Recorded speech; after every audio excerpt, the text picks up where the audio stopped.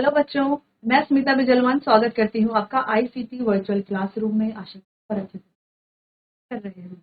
आज हम पढ़ने जा रहे हैं क्लास 11th केमिस्ट्री का chapter some basic concept of chemistry. जैसे कि आप जानते हैं, ये चैप्टर हम अपने प्रीवियस लेक्चर में स्टार्ट कर चुके थे। काफी आगे तक हम ये चैप्टर पढ़ चुके हैं। अब जो है हमारे लास्ट के कुछ टॉपिक्स बचे हुए हैं जिनको हम कवर कर रहे हैं।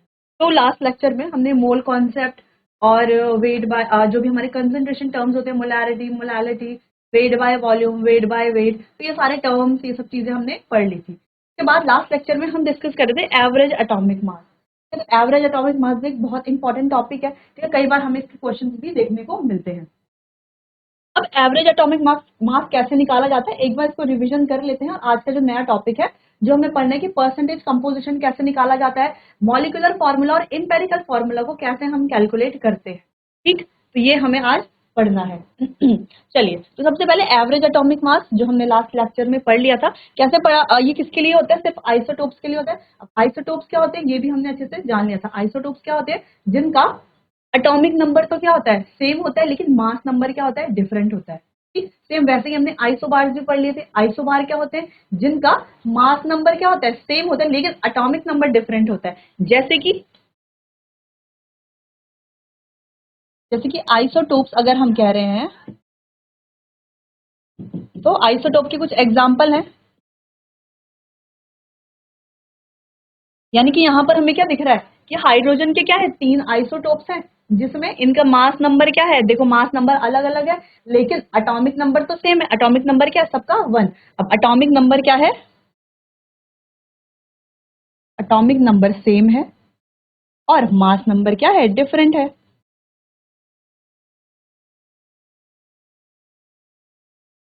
डिफरेंट। ऐसे अगर हम आइसोबार्स की बात करें, इनमें जैसे कि हम कह रहे हैं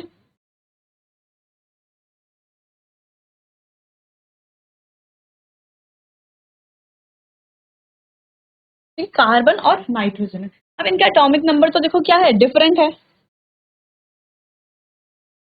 एटॉमिक नंबर क्या हमें दिख रहा है, डिफरेंट है, यानी कि अलग है, लेकिन मास नंबर देखो, अगर हम देख पा रहे हैं तो मास नंबर क्या है इनका, सेम है। तो यही डिफरेंस है आइसोटोप्स और आइसोबार में। ठीक है, तो कभी एक नंबर पे कोई डेफिनेशन पूछ सकता है कि आइसोटोप और आइसोबार में क्या डिफरेंस है, तो आपको ये डिफरेंस ध्यान में रखना है। अब चलिए, तो एवरेज एटॉमिक मास कैसे निकाला जाता है? आइसोटोपिक मास, जितने भी हमारे आइसोटोप्स का जो मास है और उनका जो परसेंटेज अबंडेंस है, उसको हम मल्टीप्लाई करेंगे, अपॉन क्या कर लेते हैं, 100 कर लेते हैं। जैसे कि यहाँ पर हमने एक क्वेश्चन किया जहां पर बोरोन का आइसोटोपिक मास दे रखा है 10 और यहाँ पर आइसोटोपिक मास दे रखा है दूसरे बोरोन का 11। साथ में उनकी परसेंटेज अबंडेंस दे रखी है, यानी कि कितने परसेंटेज अबंडेंस वो पाए जाते हैं, यानी कि 19% ये वाला बोरोन 10 और 81% बोरोन 11। तो इस तरीके से आइसोटोपिक मास के साथ परसेंटेज अबंडेंस का मल्टीप्लाई करके अपॉन 100 करके जो है हमने क्या निकाल लेते हैं, एवरेज एटॉमिक मास निकाल लिया है। चलिए, तो वैसे ही कुछ और क्वेश्चंस भी हमने अपने लास्ट लेक्चर में किए थे। चलिए, तो अब आज का जो नया टॉपिक है वो स्टार्ट कर लेते हैं, जो कि है परसेंटेज कंपोजिशन। अब परसेंटेज कंपोजिशन भी देखो, अगर हम ध्यान से देखें, अगर हमने फर्स्ट चैप्टर देखा तो आप एनसीईआरटी में देखोगे परसेंटेज कंपोजिशन भी जो है एक इम्पॉर्टेंट टॉपिक है। अरे अलग से इसको इतना ज्यादा हाइट नहीं मिली हुई है, कि इतना ज्यादा नहीं है कि ये बहुत ज्यादा इंपॉर्टेंट टॉपिक जैसे हम मोलैरिटी, मोल कॉन्सेप्ट इन्हें पढ़ते हैं, तो ये एक छोटा सा टॉपिक है जो जब हम क्वेश्चन सॉल्व करते हैं ना, क्वेश्चन के बीच में बहुत बारे टॉपिक आ जाता है, तो इसीलिए ये क्या हो जाता है, इंपॉर्टेंट टॉपिक बन जाता है। ठीक, अब ये इजी टॉपिक भी है, इसलिए हम इसको जल्दी फटाफट से। अब परसेंटेज कंपोजिशन का मतलब क्या है, यानी कि अगर मैं कह रही हूँ कि ए और बी दो लोग हैं, कोई दो हैं, ठीक, तो हम कह रहे हैं दोनों मिलाकर के कितना बन रहे हैं, एक सॉल्यूशन बना रहे हैं। ए और बी मिलकर के क्या बना रहे हैं, एक सॉल्यूशन बना रहे हैं। ठीक है, तो दोनों कितने हो गए, 100% है ना, दोनों मिलाकर के एक सॉल्यूशन बना रहे हैं, यानी कि सॉल्यूशन कितना होता है, 100%। अब सॉल्यूशन के अलावा एक इंपॉर्टेंट पॉइंट, अगर हम बात करते हैं मोल फ्रैक्शन की,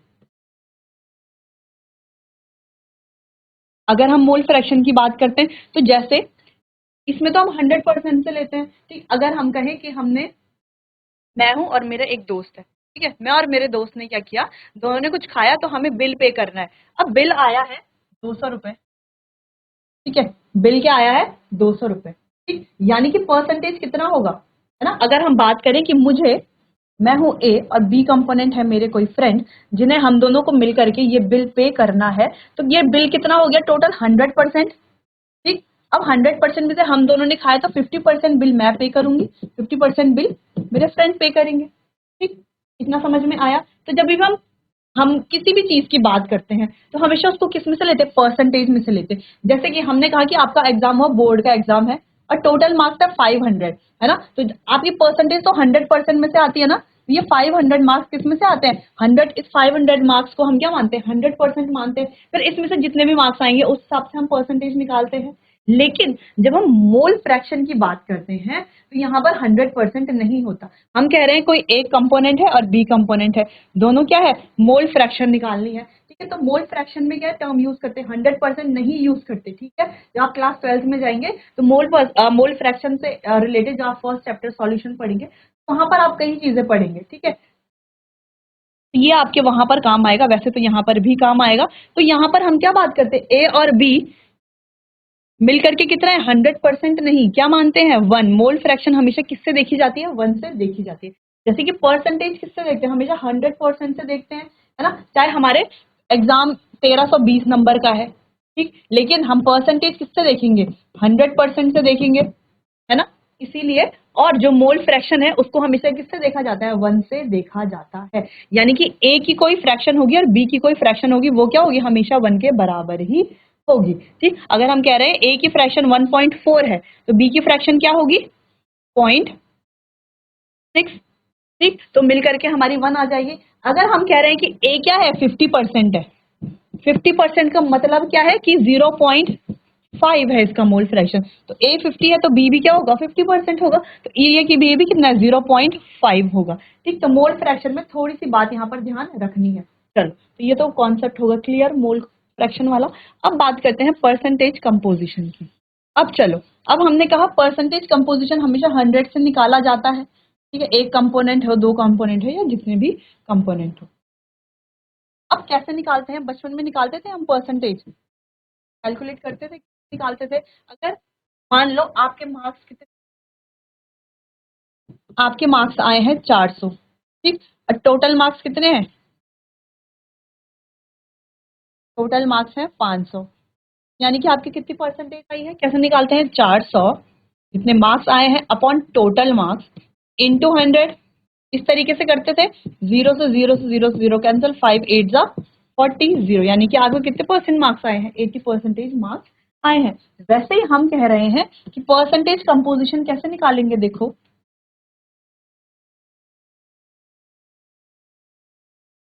अगर मास के रिस्पेक्ट में हम बात करें, परसेंटेज के रिस्पेक्ट में, वो मास भी हो सकता है या वॉल्यूम भी हो सकता है, तो सबका क्या है, सेम ही है फॉर्मूला, क्योंकि हमें पहले से पता है, ठीक। अब मास के रिस्पेक्ट में हम बात करते हैं तो कैसे निकालेंगे, अगर कोई एक्स है उसका क्या निकालना है हमें, परसेंटेज कंपोजिशन, यानी कि पीसी परसेंटेज कंपोजिशन निकालना है। तो कैसे निकालेंगे, इसका जो मास होगा, एक्स का जो मास है अपॉन टोटल मास जो है, एक्स का जो मास है अपॉन टोटल मास जो है इंटू 100 कर देंगे। क्लियर, इतना पॉइंट क्लियर है कि परसेंटेज कंपोजिशन कैसे निकाला जाए। अब हम कह रहे हैं, क्वेश्चन है आपके पास कि NaOH, NaOH में क्या निकालना है आपको, सोडियम हाइड्रोक्साइड में क्या निकालना है आपको, Na की परसेंटेज कंपोजिशन निकालिए कि Na जो है NaOH में कितना परसेंट है, Na NaOH में कितना परसेंट है। अब देखो Na ऑक्सीजन और हाइड्रोजन तीनों मिलाकर के NaOH बना रहे हैं, तो तीनों का कंपोजिशन कितना होगा, 100% होगा, है ना, तीनों मिलकर के 100% होगा।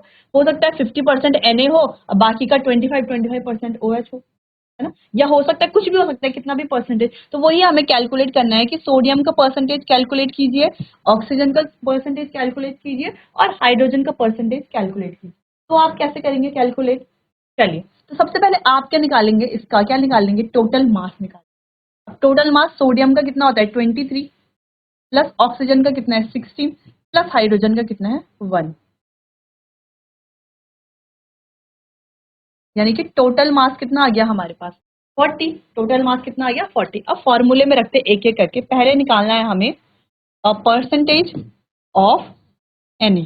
सोडियम का परसेंटेज कंपोजिशन निकालेंगे, तो कैसे निकालेंगे, देखो सोडियम का मास है 23 अपॉन टोटल मास है 40 इंटू 100, 0 से 0 कैंसिल, कितना हो गया ये 230 अपॉन 4, 20।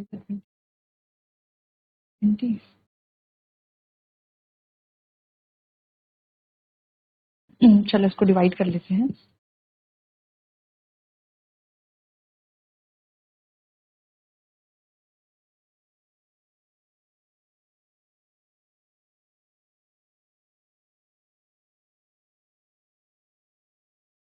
ये कितना आ गया 57.5%।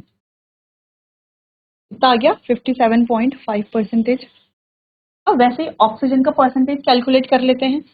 सेकंड है हमारा परसेंटेज ऑफ ऑक्सीजन। ठीक, ऑक्सीजन कितना है हमारा 16, मास कितना होता है ऑक्सीजन का 16 अपॉन टोटल मास कितना है 40 इंटू 100, 0 से 0 कैंसिल, कितना हो गया ये 160 अपॉन 4, 4 4 जा 16, ये आ गया हमारा 40। ठीक, अब percentage composition of hydrogen calculate कर लेते हैं। 1 अपॉन 40 इंटू 100, 0 से 0 कैंसिल, 10 अपॉन 4 हो गया, 4 2 जा 8, 4 5 जा 20, 2.5। तो लगभग कुछ ऐसा हमारा क्या आ रहा है, परसेंटेज कंपोजिशन आ रहा है। ठीक, तो सोडियम का परसेंटेज कितना आ रहा है 57.5, ऑक्सीजन का कितना आ रहा है 40%, और हाइड्रोजन कितना है, यानी कि NaOH, जो हमें NaOH ऐसा दिखता है, उसमें क्या है 57.5% क्या हमारा सोडियम है, और बाकी का 40% क्या हमारा ऑक्सीजन है, और 2.5% क्या है हमारा हाइड्रोजन। देखो अगर हम तीनों को कैलकुलेट करते हैं ना, तो हमारा क्या आ जाता है 100% आ जाता है। देखो 57.5 प्लस 40 प्लस 2.5,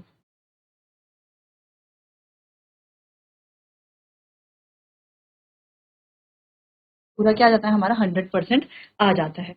इस तरीके से हम क्या निकालते हैं, परसेंटेज कंपोजिशन निकालते हैं। आपको अगर कुछ भी दिया जाए तो आप उसका परसेंटेज कंपोजिशन निकाल देंगे। ठीक, अगर आपको क्वेश्चन दिया जा रहा है CH4, CH4 में परसेंटेज निकालो आप कार्बन की और हाइड्रोजन की, परसेंटेज निकालो हाइड्रोजन की। चलो हाइड्रोजन की सिर्फ कार्बन की परसेंटेज निकालना है हमको। ठीक है, परसेंटेज ऑफ कार्बन। तो उससे पहले आप इसे पहले नोट कर लीजिए, फॉर्मूला लिख लीजिए, कैसे हमें करना है वो लिख लीजिए, फिर आगे क्वेश्चन कीजिए। चलिए निकालते हैं CH4 का। यहाँ पर पहले निकालना है कंपोजिशन ऑफ कार्बन। ठीक है, कार्बन की क्या परसेंटेज कंपोजिशन कैसे निकालेंगे, mass of carbon upon total mass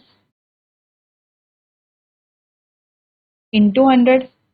अब देखो मास कैसे निकालेंगे, टोटल मास कितना होगा 12 प्लस 1 इंटू 4 यानी कि 16। टोटल मास कितना आ गया 16। ठीक है, टोटल मास कितना है 16 है। ठीक है, चलो तो मास कितना हो गया यहाँ पर, मास हमारे पास 12, टोटल मास है 16 इंटू 100, ऐसे निकालते हैं परसेंटेज। ठीक है, 2 3 जा 2 4 जा 8, 2 6 जा 12, 2 8 जा 16,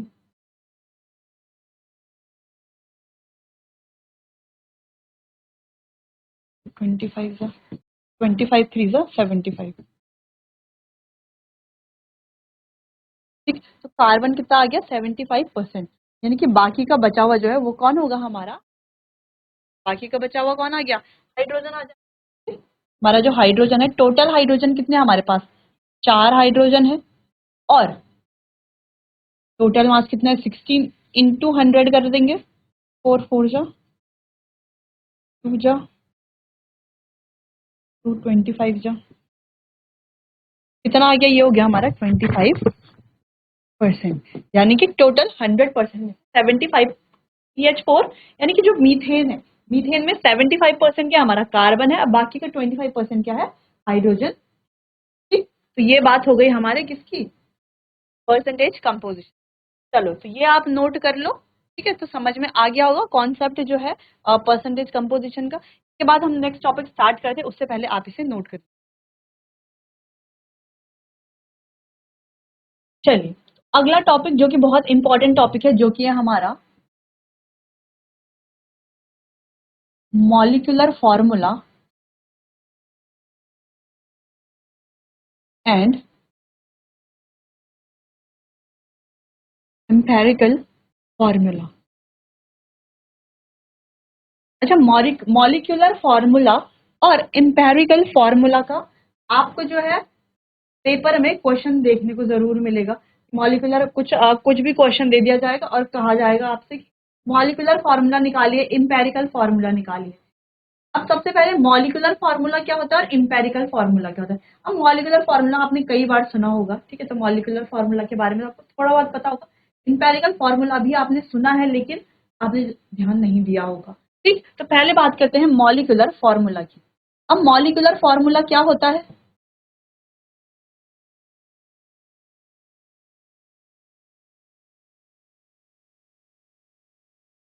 मॉलिक्यूलर फॉर्मूला क्या होता है, जैसे हम कहते हैं कि C6H12O6 क्या है, ए हमारा फॉर्मूला है ग्लूकोज का। ठीक, तो ये क्या रहेगा, हमेशा कार्बन के एटम 6 ही रहेंगे, हाइड्रोजन के 12 ही रहेंगे, ऑक्सीजन के 6 ही रहेंगे। ठीक, यानी कि ये क्या है, यहाँ पर जो नंबर ऑफ एटम्स हैं किसी भी एलिमेंट में वो क्या रहते हैं, एग्जैक्ट रहते हैं। ठीक है, इट शोज, क्या शो करता है, it shows exact number of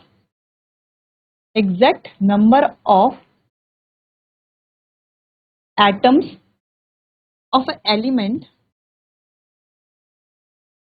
in a compound। यानी कि किसी भी कंपाउंड यानी कि किसी भी यौगिक में ये हमेशा क्या दिखाता है, एग्जैक्ट नंबर ऑफ एटम दिखाता है, किसी भी एलिमेंट के एग्जैक्ट नंबर ऑफ एटम ये दिखाएगा। ठीक, मॉलिक्यूलर फॉर्मूला समझ में आ गया। अब बात करते हैं empirical formula.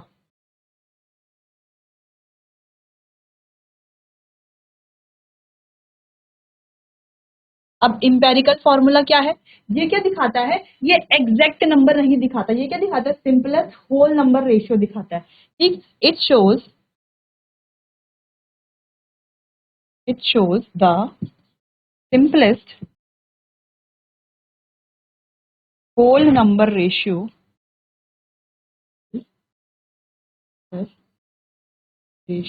of atoms of element the compound of element in a compound। तो ये क्या दिखाता है, ये एग्जैक्ट नंबर, जैसे यहाँ पर तो एग्जैक्ट नंबर दिखा रहा है ना, एटम के एग्जैक्ट नंबर दिखा रहा है, लेकिन यहाँ पर जो है एग्जैक्ट नंबर नहीं दिखाता, क्या दिखाता है, सिंपलेस्ट होल नंबर रेशियो दिखाता है। क्या दिखाता है, सिंपलेस्ट होल नंबर रेशियो। अब ध्यान में रखना, होल नंबर की बात हो रही है, ठीक है, सिंपलेस्ट होल नंबर रेशियो। यानी कि होल नंबर जैसे कि 0 1 2 3 4 ये होते हैं ना हमारे होल नंबर, फ्रैक्शन की बात नहीं हो रही यहाँ पे। तो यानी कि कोई भी फ्रैक्शन समझते हैं, जैसे कि 1/2 है, 3/2 है, तो इस तरीके से ये नहीं दिखाता। क्या दिखाएगा, हमेशा होल नंबर रेशियो में, जैसे 1 2 3 4 इस तरीके से ये हमेशा दिखाता है। जैसे कि अगर हमें ये मॉलिक्यूलर फॉर्मूला है, ठीक है, तो इसका इंपेरिकल फॉर्मूला बनाया जा सकता है क्या, देखो हम कैसे लिख सकते हैं।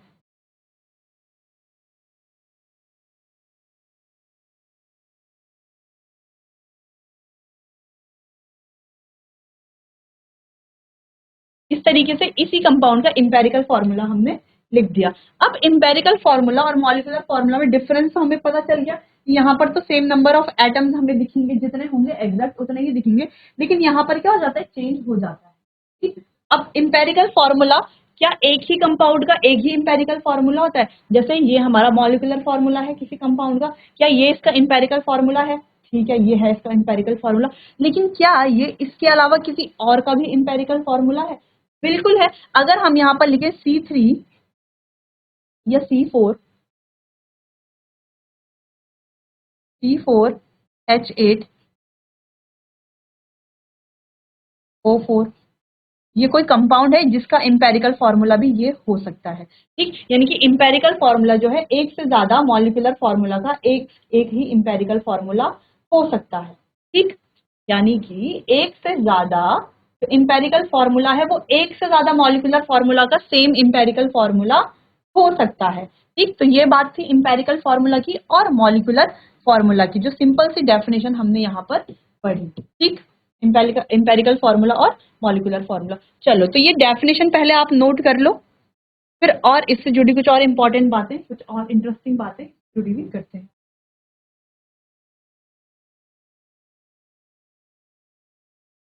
अगर हम बात कर रहे हैं CH4 की, तो ये क्या है, CH4 का मॉलिक्यूलर फॉर्मूला भी यही है और इंपेरिकल फॉर्मूला भी यही है।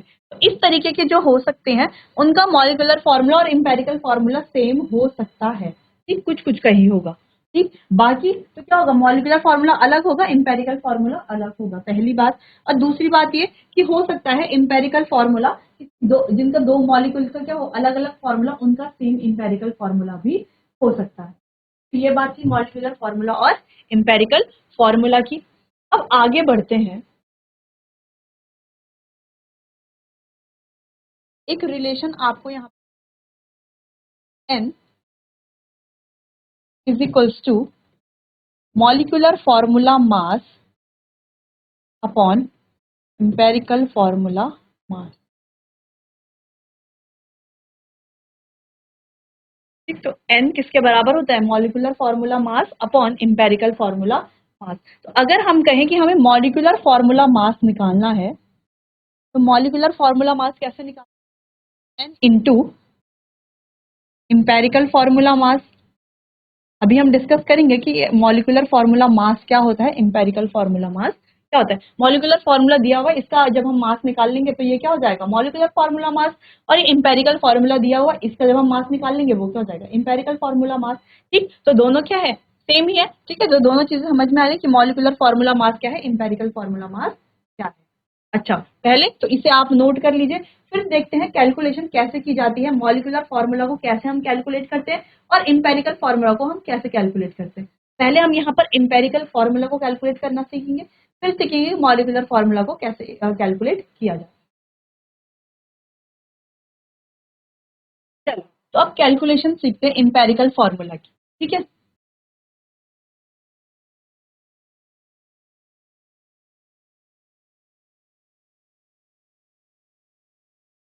EF यानी कि इंपेरिकल फॉर्मूला, ठीक। इंपेरिकल फॉर्मूला पता है ना, जो सिंपलेस्ट होल नंबर रेशियो में होता है। चलिए, तो अब कैसे करेंगे हम कैलकुलेशन, जो भी हमारा इंपेरिकल फॉर्मूला होता है। देखो, सबसे पहले हमें कोई अगर एलिमेंट दिया गया है वो हमें लिखना है, ठीक। फिर उसके बाद उसकी परसेंटेज अबंडेंस अगर दी है ना, परसेंटेज अबंडेंस या कुछ भी चीज और दी हुई है, मास दिया हुआ है, तो उसको हमें किसके अपॉन में रखना है, मास के अपॉन में रखना है, दूसरी चीज। और तीसरा हमें क्या निकालना है, उसका सिंपलेस्ट होल नंबर रेशियो निकालना है, सिंपलेस्ट होल नंबर रेशियो, ठीक। ये बात समझ में आई कि कोई एलिमेंट अगर दिया है, उसकी अगर परसेंटेज अबंडेंस दी हुई है या कुछ भी उससे रिलेटेड दिया हुआ है, बाकी अगर उसका सिंपलेस्ट होल नंबर रेशियो दिया हुआ है, फिर वो हमें वहां पर निकालना है, ठीक। Simplest whole number ratio. अब हम कह रहे हैं कोई एलिमेंट है कार्बन, ठीक है, हाइड्रोजन, ऑक्सीजन और नाइट्रोजन। अब कार्बन दिया हुआ है हमें 36%, ये दिया हुआ है 4, ये दिया हुआ है हमें 32% और ये दिया हुआ है हमें 28%।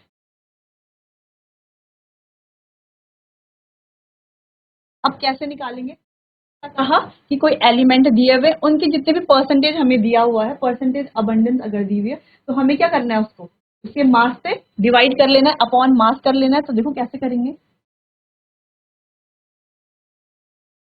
36 अपॉन 12 कर लेंगे, 4 अपॉन 1 कर लेंगे, 1 होता है ना मास, 32 अपॉन 16 कर लेंगे और 28 अपॉन नाइट्रोजन का होता है 14 कर लेंगे, ठीक। अब क्या आ रहा है इसका,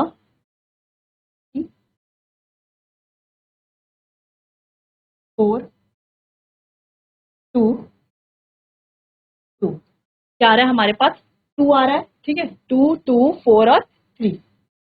इस तरीके से क्या आ रहा है हमारे पास, इनकी परसेंटेज अबंडेंस अपॉन मास निकाल लिया, ठीक। अब हमें क्या करना है, ये जो हमारे पास है ना, ये इनको क्या कर लेना है, सिंपलेस्ट होल नंबर रेशियो में रख लेना है। सिंपलेस्ट होल नंबर रेशियो यानी कि देखो, ये यहाँ पर 3 आया था, यहाँ पर 4 था, यहाँ पर 2 था, यहाँ पर 2 था, यानी कि यहाँ पर जो सबसे छोटी डिजिट है उनसे क्या कर लेंगे, इसको डिवाइड। अब देखो सबसे छोटी कौन सी, ये 2 है ना, 2 2 है जो सबसे छोटे हैं, तो 2 से क्या कर लेंगे, हम सबको डिवाइड कर लेंगे, तभी तो निकलेगा हमारा सिंपलेस्ट होल नंबर रेशियो, तभी तो निकलेगा, ठीक। तो कर लेंगे, तो यहाँ पर क्या आया, क्योंकि यहाँ पर तो 1 आया, यहाँ पर 1 आया, यहाँ पर 2 आया, यहाँ पर आया है 1.5। अब दूसरी चीज हमने क्या पढ़ी थी, अभी हमने एक और चीज पढ़ी थी ना, बहुत ही इंपॉर्टेंट चीज पढ़ी थी, क्या पढ़ी थी, कि ये कभी भी फ्रैक्शन में नहीं आएगा या पॉइंट में नहीं आएगा, ठीक। तो ये तो पॉइंट में आ रहा है, पॉइंट में आ रहा है, तो हम क्या कर लेंगे, इसको राउंड ऑफ कर लेंगे। तो राउंड ऑफ कैसे कर ले, अगर हम कोई 1.5 है, इन्हें हमें सिंपल होल नंबर में लाना है, तो हमें क्या करना है, 2 का मल्टीप्लाई करना पड़ेगा, तो सबके साथ ही हम कर लेंगे। तो ये कितना आ गया 3, ये कितना आ गया 4, ये आ गया है 2 और ये आ गया है 2। यानी कि फॉर्मूला हमारा क्या बना, इंपेरिकल फॉर्मूला क्या बना, देखो, कार्बन 3C3H4O2N2, ये क्या बन गया हमारा, इंपेरिकल फॉर्मूला बन गया। क्या बन गया हमारा, इंपेरिकल फॉर्मूला बन गया। इस तरीके से हम क्या करते हैं, इंपेरिकल फॉर्मूला कैलकुलेट करते हैं। समझ में आया, कोई कंफ्यूजन है किसी को, कि हमारे पास ये तो क्या है, ये ऐसा कोई फॉर्मूला है नहीं, मतलब ये क्या है, ये तो हमने अभी सिर्फ क्या देखा है कि अगर इस तरीके का हमें क्वेश्चन मिलता है जहां पर हमें एलिमेंट्स दिए होंगे, उनकी परसेंटेज कंपोजिशन या अबंडेंस हमें दी हुई होगी, तो हमें क्या करना है, जो भी परसेंटेज अबंडेंस दी हुई है उसको मास से डिवाइड करके हमें इस तरीके से सिंपल नंबर में ले लेना है। फिर इनका जो सबसे स्मॉलेस्ट नंबर आएगा, इन जो सबसे छोटा नंबर होगा, उसकी मदद से हम क्या निकाल लेंगे, इनका सिंपलेस्ट होल नंबर रेशियो निकाल लेंगे। होल नंबर रेशियो निकाल लिया, उसके बाद वही क्या आ गया हमारा, इंपेरिकल फॉर्मूला हमारा इजीली बन जाएगा, ठीक। तो यहाँ तक किसी को कोई कंफ्यूजन तो नहीं है। चलिए, तो इसे आप नोट कर लो, ये एक तरीका है सिर्फ किस तरीके से हम क्या निकाल सकते हैं, इंपेरिकल फॉर्मूला को कैलकुलेट कर सकते हैं। इसे कीजिए, नोट कीजिए, फिर हम जो है इससे रिलेटेड बहुत सारे क्वेश्चन करेंगे, जिससे आपका इंपेरिकल फॉर्मूला और मॉलिक्यूलर फॉर्मूला का जो कॉन्सेप्ट है वो इजीली क्लियर हो जाएगा। चलिए बच्चों, आशा है आपको जो हमने आज इंपेरिकल फॉर्मूला और परसेंटेज कंपोजिशन निकालना सीखा वो आपको अच्छे से समझ में आया होगा। बाकी का जो इसी टॉपिक को हम कंटिन्यू करेंगे अपने आने वाले अगले सेशन में, वहां पर हम अच्छे से इंपेरिकल फॉर्मूला के बहुत सारे क्वेश्चन करेंगे, मॉलिक्यूलर फॉर्मूला निकालने सीखेंगे, और जो हमारा लास्ट टॉपिक बच जाता है स्टोइचियोमेट्री, वो हम आगे कंटिन्यू करेंगे। चलिए, तो मिलते हैं अपने आने वाले अगले सेशन में, तब तक के लिए आपका बहुत बहुत